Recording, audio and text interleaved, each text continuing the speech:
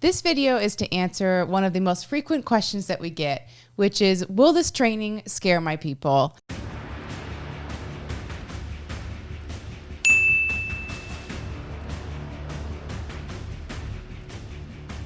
Hi, I'm Jason Perry, CEO and founder of Trident Shield. And I'm Lauren Perry, co-owner of Trident Shield. This video is to answer one of the most frequent questions that we get, which is, will this training scare my people? And this is a very valid question and a legitimate concern when we are talking to credit unions. We have heard some absolutely horrible stories coming out of the industry of other training providers going in to a training session and using these awful scare tactics, which really scar the employees kind of mentally and emotionally and just totally shut them down. Yep, it's why we're in business. Yeah, anything from going in and without warning firing blanks, which sounds like real gunfire. And so for someone who's not familiar with that, that's very scary. All the way up to having people kneel on the ground and pretending to execute them.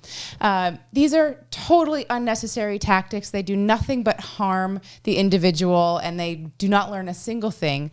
So we're here to tell you, no, training does not have to scare your people. It can actually be quite the opposite. It can be fun and engaging and really a morale boost for your entire credit union. Yep. So what Lauren's describing is what we call shock and awe training. It's either coming in and doing some gimmick, like Lauren mentioned with the firing of blanks, or showing a training video of a pretend active shooter going on. And, and they try to coach and teach around that when everyone's just like, oh my God, I just saw somebody die, or, obviously it's pretend. So either it's too cheesy and people just laugh at it, or they do a pretty good job making it look real, and then it's scary because it looks like blood. And unfortunately, people think, a vast majority of the security industry still thinks that people don't take this serious, when in reality, everyone takes it serious. Yes. It's the 5 o'clock news is scary enough. You don't have to scare anyone. So what we want to do is give you a hand out of that, cellar of fear that everyone feels in their stomach, and basically, flip the script and really just empower people to show them that, what, you always have a chance. That gunman is not invincible. And if you do what we train you to do, you have it's almost certain you're going to win. Yes, yeah. And one of the questions that we get about our training is, why is it so long?